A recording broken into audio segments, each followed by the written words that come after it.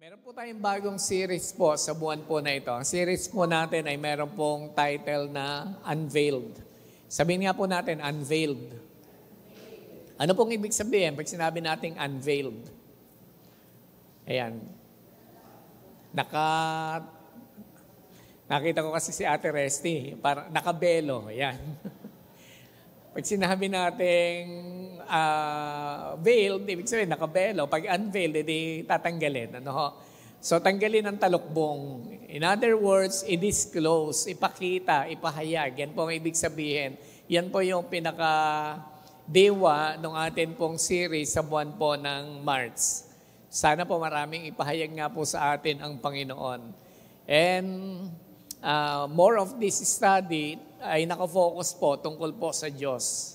Kilala po natin si Lord. Amen po ba, mga kapatid?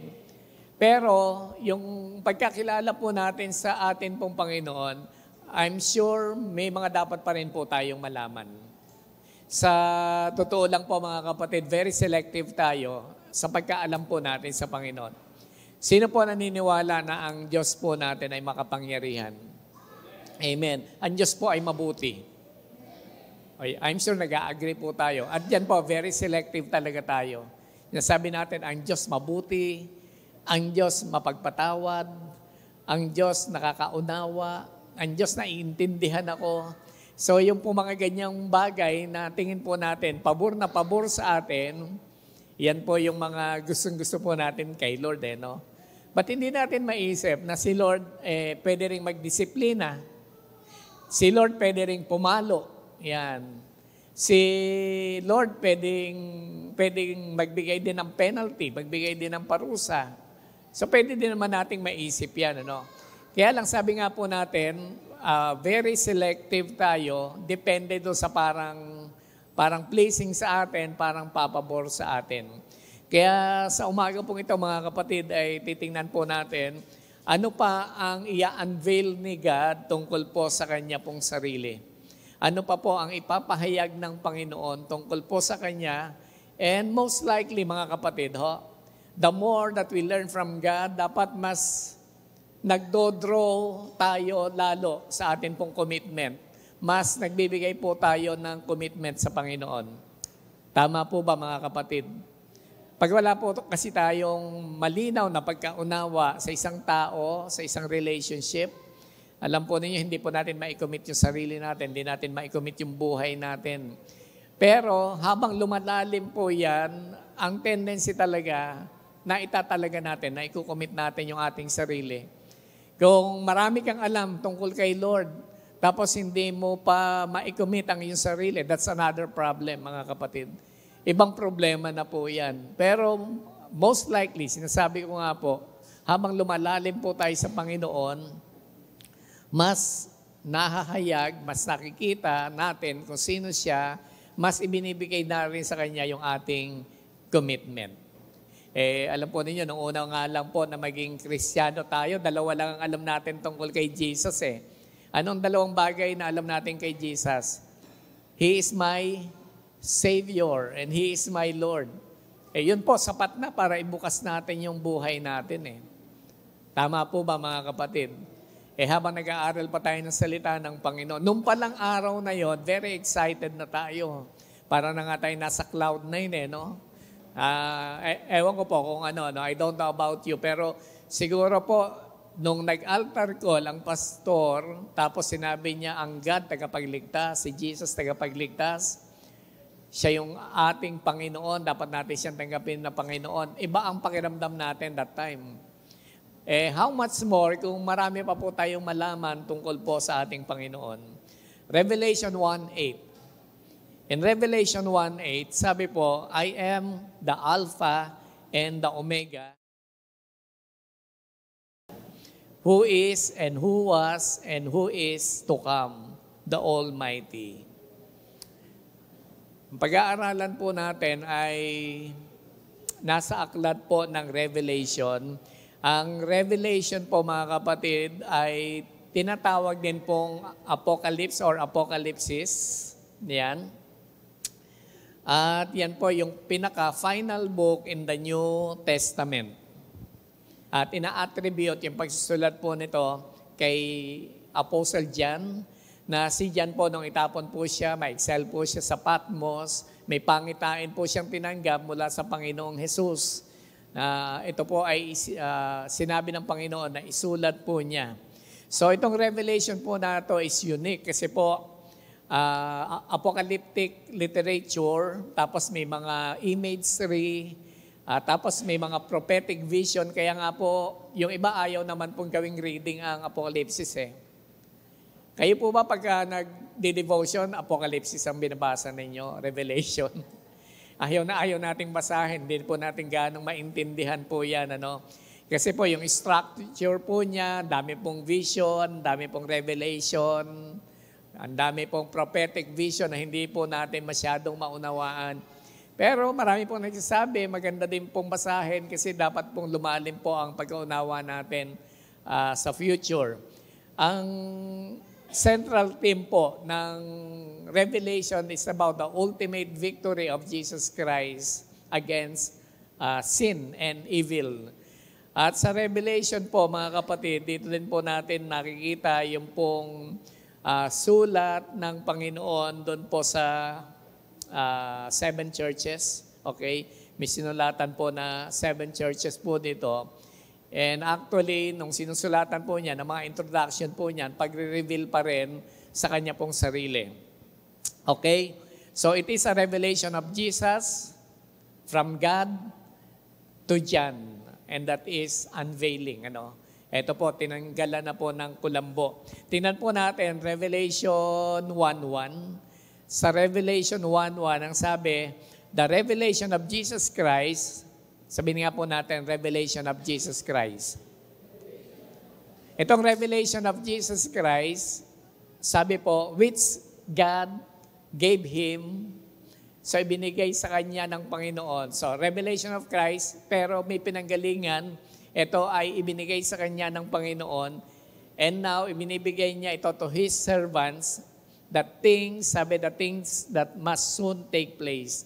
So, ang revelation, pinapahayag ni Jesus, but that revelation comes from God, na ngayon naman ay ini-entrust po niya sa kanya pong servant na si John para sabihin po sa mga churches.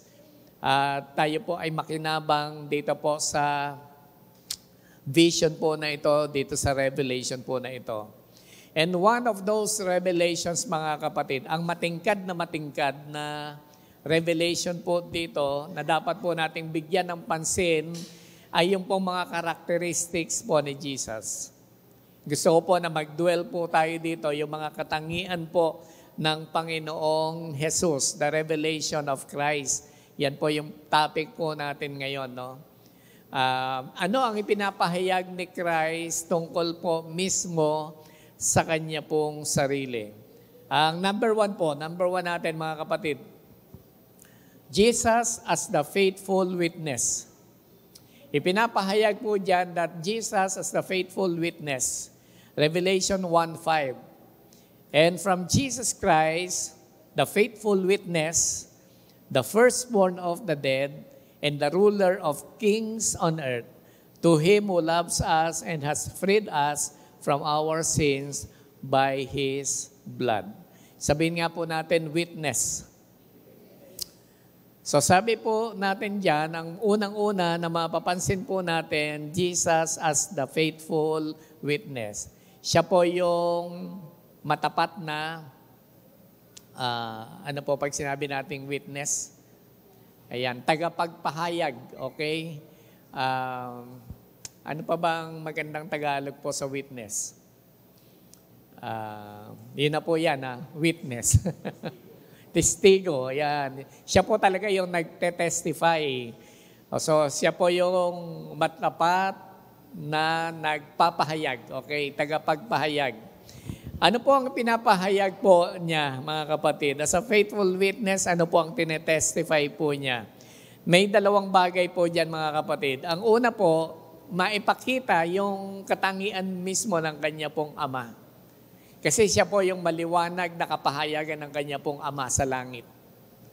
Hello, mga kapatid. So, siya po yung witness, siya po yung testigo, siya po yung tumatayo na nagpapahayag kung sino ang ating Ama sa langit. So, siya po yung maliwanag na kapahayagan po nito, no? Revelation ng kanyang Ama sa langit. Ang pangalawang bagay po mga kapatid, na gusto po niya maipakita ay yung pong katotohanan ng salita ng Diyos. He is a faithful witness in the Word of God, in the Word of truth. Okay? Ipinamuhay niya po ito, sinabi po niya, at ito po ay nangyayari at mangyayari. So, napaka-faithful po niya sa salita po ng atin pong Panginoon. In Revelation 1:5, when Jesus described as a faithful witness, it means that He is the reliable, trustworthy, and true in testifying to the truth of God's Word. So tingnan po natin, isa-isahin po natin yung reliability po mga kapatid, tingnan po natin. Pinahayag po ito ng Panginoong Jesus, yung kalooban ng kanyang Ama, yung layunin ng kanyang Ama. So walang distortion, wala pong error, no? So although yung maraming scribes and Pharisees, talagang ino-oppose siya sa kanya po mga teaching, pero ito po talaga ang katotohanan, hindi po niya binago, ito yung gusto ng Panginoon. And He accurately communicates the truth about God's nature, yung kalikasan po ng ating Panginoon. Mga kapatid, medyo, hindi ko po alam kung ito po malalim po sa iba, pero dapat po nating maintindihan, hindi naman po lagi tayong nag-aaral ng ganitong mga bagay. About salvation, mga kapatid, very clear din po na ipinakita po niya ito. Yung trustworthiness, okay, ipinakita na dapat po yung mga pangako niya ay ma-fulfill, matupad, okay? At yung mga promises po na ito ay mangyari po sa atin. So mapagkakatiwalaan po ang kanya pong mga sinabi, ang kanya pong salita. And He remains faithful to His commitment, mga kapatid. Hindi po nagwe-waive po ito, yung kanya pong allegiance sa God's purposes. So mahalaga po mga kapatid na maintindihan natin at si Jesus po, kung paano pong nagre-reflect sa Kanya yung katangian ng Ama, dapat po tinitingnan po natin siya as if yung pong reflection na yon ay makita din po sa atin. So meron din pong truthfulness sa Kanya pong testimony. Ayan, truthful and reliable. He reveals the reality of God's love. Kung paano sinasabi na ang Diyos ay pag-ibig, nakita po natin na ang God ay, na si Jesus ay ganon ang klase ng pagmamahal, may sacrificial love. Mamaya po, magsasalo-salo po tayo sa Lord's Supper. Yan po yung kapahayagan ng pag-ibig po ng ating Panginoong Jesus na ibinigay po niya ang kanya pong sarili, sacrificially, para po sa atin. Fulfillment po yan ng kanya pong mission dito po sa mundo, no? So, meron po siyang unwavering commitment to fulfill God's purposes. Ang pangalawang bagay po mga kapatid, Jesus as the firstborn from the dead. Jesus as the firstborn from the dead. Ano daw po mga kapatid? Isa po sa katangian at characteristics na hindi po natin madalas na pag-uusapan, Jesus as the firstborn from the dead. Ano po ang ibig sabihin niya? Revelation 1:5 pa rin, and from Jesus Christ, the faithful witness, the firstborn of the dead. Sabihin nga po natin, firstborn of the dead. Ayan. Panganay po sa mga patay. Ano? Firstborn of the dead. Panganay po sa mga patay. Ang tinutukoy po dito, yung pong spiritual kasi, nagagawin po niyang pagre-resurrect. Okay? So, in Revelation 1:5, dinidescribe po dito na siya po yung firstborn from the dead. Ito po ay very significant. Merong malalim po na theological meaning Nag-i-indicate ito ng preeminence. Sabihin nga po natin preeminence. Pag sinabi po natin preeminence, ito po yung nag-i-stand out po talaga na may authority ang Panginoong Hesus kahit po sa mga patay. Kasi nga po, na-experience po niya ito, nagkatawang tao po siya, namatay po yung kanya pong katawang tao po na ito. At ito po yung preeminence, ito po yung nag-i-stand out na authority over death. Okay? And the grave, dito po ay ini-explain kung paano po niya in-overcome yung pong kamatayan. So tinatawag po siyang firstborn from the dead because Jesus holds the highest position and authority over all who have been raised from dead to life. Meron pong muling resurrection. Bakit po natin pinag-uusapan yung kamatayan po ng ating Panginoong Hesus? Kaya po natin pinag-uusapan po yan para makita din po natin na hindi po siya nanatiling patay, kundi nag-resurrect po siya. Okay? Muli po siyang nabuhay. At iyon po ay assurance po para po sa atin, yung kanya pong resurrection. So with regards to resurrection, alam po natin, yan po yung napaka-pivotal na pangyayari. Ito po yung major twist sa history na makikita po natin mga kapatid na hindi po siya nanatiling nakalibing. Okay? Ang March po kasi pangmahal na araw po yan. Kaya may pangmahal na araw po itong topic po natin. So, He was the first to conquer death. Siya po ang kauna-unahang nakakonquer po ng kamatayan. Okay? So, wala pong namatay na muling nabuhay maliban po sa ating Panginoong Hesus. So, believers in Christ share in this victory, in His victory over death. Yan po ay katiyakan para po sa atin na mga mananampalataya na tayo po ay nakipag-isa sa Kanya, tinanggap po natin siya bilang Panginoon tagapagligtas. So, meron pong resurrection na nag-iintay po sa atin. So, everyone na naniwala, nanampalataya, you have a guarantee of life after death. Meron po tayong muling pagkabuhay, meron pong resurrection, meron pong eternal life. Ito din po ay nangangahulugan ng authority. Ito po ay nangangahulugan ng authority and dominion. Pag sinabi pong the firstborn from the dead, ayan, ito po ay authority and dominion. Si Jesus po ay nagpupossess ng authority and dominion over all realms, okay, including death and afterlife. Hawak po niya lahat po yan. Actually, sabi po sa Colossians 1:18, He holds the keys of Hades and death. Siya po ang may hawak. Siya po ang may kapangyarihan sa lahat po ng bagay po na yan.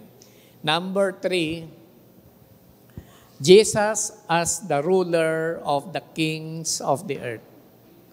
Jesus as the ruler of the kings of the earth. Same verse po tayo mga kapatid. And from Jesus Christ, the faithful witness, the firstborn of the dead, and next praise, ang sabi, and the ruler of kings on earth. Ano pong ibig sabihin pag sinabing ruler of the kings? Hindi naman po sinabing ruler of the kings lang, kundi ruler of the kings of earth. Okay? In Revelation 1:5, ang binabanggit po dito, yung praise po na yan, hina-highlight po yung authority po niya and sovereignty over earthly kingdoms, earthly rulers, lahat-lahat na po, no? Yung pag sinabing sovereignty kasi, meron siyang control, meron po siyang kapangyarihan. Yung title po ni Jesus na ruler of the kings of the earth, it denotes authority, it denotes lordship over all earthly powers, including kings, rulers, political authorities. Wala pong higit na mas mataas po sa Kanya. Ito din po ay nangangahulugan po ng divine kingship. Okay? Sabihin nga po natin, divine kingship. Yung pong divine kingship, mga kapatid, ito pong attributes po na ito, hindi lamang po all the earth, kundi po sa lahat-lahat po, mga kapatid, nations and kingdoms, and sinasabi po natin yung pong supernatural things, outside po dito sa nakikita po nating mundo, meron po siyang kapangyarihan po dyan. Makita po natin Revelation 19:16, surpassing the authority of an earthly ruler. Babalikan po natin mamaya, mga kapatid, yan po mga points po natin na yan. Sabi po sa Daniel 4:17, ito ang hatol ng mga bantay na anghel upang malaman ng lahat na ang buong daigdig ay sakop ng kataas-taasang Diyos. Maaari niyang gawing hari ang sino mang nais niya kahit na ang pinakaabang tao. So, dito po, na makikita po natin yung ultimate na kapangyarihan po ng ating Panginoong Hesus. Na ang sabi po dito, siya po yung meron pong hatol na pwedeng gawin sa buong daigdig. Sakop niya ang kataas-taasan. Maaari niyang gawing hari, ang gusto niyang gawing hari. Pwede niyang ibaba ang mga gusto po niyang ibaba. So, ultimate authority po yan. Walang pinakamataas na tao ang hindi pwedeng mangailangan sa Diyos. And lastly, mga kapatid, Jesus as the Alpha and Omega. Sabihin nga po natin, Alpha and Omega. Yung pong verse po na yan, ito po yung, I like this verse na nakasulat po sa Revelation 1:8. I am the Alpha and the Omega, says the Lord God, who is and who was and who is to come, the Almighty. In Revelation 1:8, mga kapatid, it refers to Himself as the Alpha and Omega. Alam po ba ninyo, very significant po itong identity po na ito. At ito po yung explanation po niyan, mga kapatid. Pag sinabing Alpha and Omega, yan po yung first and last letter sa Greek alphabet. Ibig sabihin, He is the beginning and He is the end of all things. So, wala pong lalampas po sa Kanya. Okay? Lampas po siya sa katapusan at lampas din po siya sa simula. Yan po yung ibig sabihin. Meron po siyang eternal existence. Walang hanggang existence o pagpapahayag niya, paglitaw niya. Nahandyan po siya, namamalagi po siya. Yan po yung kanya po mismong declaration. Jesus declared that He is the Alpha and Omega. It points out, mga kapatid, na ang existence po ng ating pong Panginoon ay timeless at meron po siyang unchanging nature. He existed before all creation and He will continue to exist. Yan. Eternal existence po yan. And pangalawa po, mga kapatid, yung completeness and fulfillment. As the Alpha and Omega, beginning and end, Jesus fulfills all of God's promises and purposes. Hindi po pwedeng hindi niya matapos yung mga ipinangako po niya sa atin. Okay? Including yung redemption, yung restoration, and everything, and all things. Ultimately, mangyayari po, mga kapatid, yung kanya pong purpose. Nasubukan niyo na po ba, mga kapatid, may nangako po sa inyo? Pero kinakabahan kayo kasi baka biglang matanda na, baka biglang mamatay. Yung pangako sa inyo, baka hindi na maibigay. Pero sinasabi natin yung existence ng Panginoon, timeless, okay? At hindi po nawawala yung kanya pong nature. He is unchanging God. Ang isa pa po mga kapatid na makaka-steer ng ating heart pag naintindihan natin that He is Alpha and Omega, yung confidence and assurance. Okay? Meron tayong confidence, nagtitiwala po tayo, lumalakas ang ating loob, at assured po tayo sa mga bagay-bagay. Kadalasan maharap po tayo ng mga uncertainties. Okay? Meron po tayong mga challenges, pero napanghahawakan po natin that He is Alpha and Omega. So, yung apat na bagay po na yan, mga kapatid, yan po ang pwede nating sabihin, mga additional truths na characteristic ng Jesus na dapat pong manatili po sa atin. Ano po yung number 1 po natin, mga kapatid? Jesus as the faithful witness. So, ipinapahayag po niya sa atin yung kanya pong katapatan. Okay? Matapat po siya na ipahayag po sa atin ang pag-ibig po ng atin pong Panginoon. Sabihin nga po natin sa katabi po natin, God loves you. Ayan. Ito po ay pagpapahayag ng kalooban po ng ating Panginoon. At si Jesus po, hindi lang po basta niya sinabi, kundi ipinahayag po niya yan sa cross na isi-celebrate po natin mamaya during our Lord's Supper. Pagpapahayag ng kanya pong pag-ibig, na ipakita po niya sa atin yung pag-ibig po ng atin pong Ama. He is the faithful witness. Okay? Ang pangalawang bagay po mga kapatid, number 2 po natin, Jesus as the firstborn from the dead. Siya po yung firstborn na namatay. At ipinakita din po niya, ang kamatayan po, spiritually speaking, hindi po pananatili sa kamatayan, pero meron pong resurrection. Alam po natin mga kapatid, yan po yung pinanghahawakan po natin, at yan po yung greatest consolation, nagbibigay po sa atin ng peace, kung tayo po ay malapit ng humarap sa Panginoon. Kahit po gusto po natin, as much as we want to live long, pero may mga pagkakataon po talaga, nandyan, mararamdaman mo, humihina ka, nagkakasakit ka. Alam po ninyo, noong po mga 50s pa lang ako, iniisip ko parang puro dreams. Wala kang naiisip na wala man lang sasagi sa isip mo na pwedeng mag-end ang buhay. Pero after that, nadadagdagan na yung mga edad.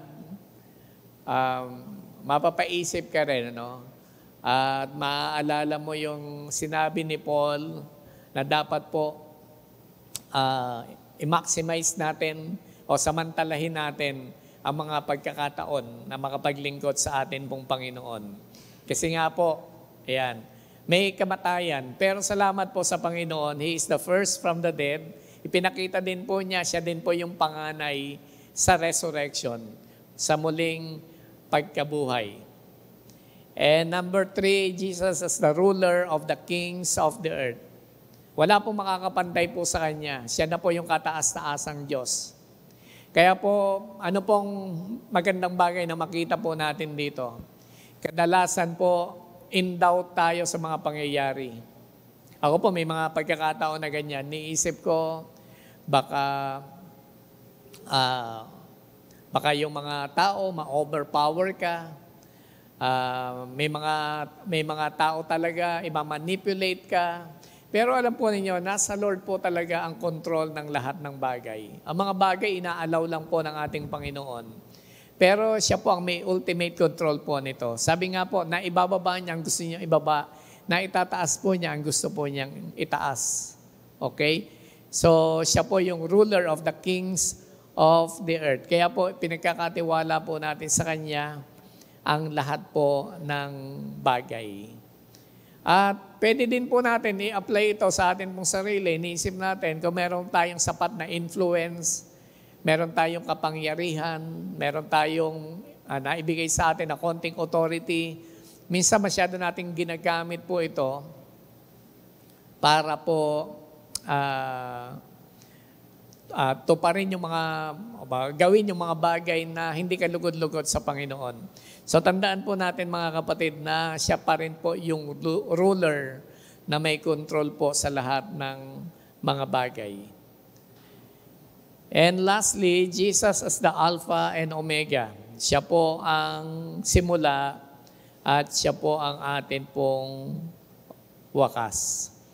In other words po mga kapatid, siya po ang nagpapakomplete ng atin pong mga buhay.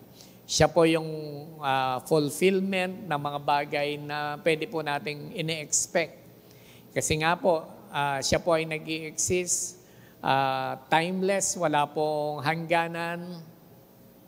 Siya po ay unchanging God. At sabihin po natin mga kapatid, hindi po siya kayang kontrolin ng season and times. Yan po yung napakahalagang bagay po mga kapatid na nakakalakas po ng atin pong kalooban. Kasi po, He is the beginning and He is the end. We can entrust everything to Him. Kahit po yung ating family. Minsan iniisip din po natin na parang ilang panahon lang, pwede na rin tayo mawala dito sa mundo. Tapos mag-iisip tayo, paano kaya yung aking mga anak? Paano kaya yung aking mga apo? Yan, ang aking family. Pero the fact that He is the beginning and the end, pwede po nating ipagkatiwala ang lahat po sa Kanya. Kasi siya po yung Diyos na timeless, siya po yung hindi natatapos, na handyan po siya palagi. So we can entrust everything to Him. Okay? So, yan po yung mga bagay na dapat po maging unveiled sa atin. Marami po tayong mga doubts, marami po tayong parang fear, marami po tayong takot. Kasi we really don't know kung ano pa ang katangian ng Diyos na pwede po nating panghawakan.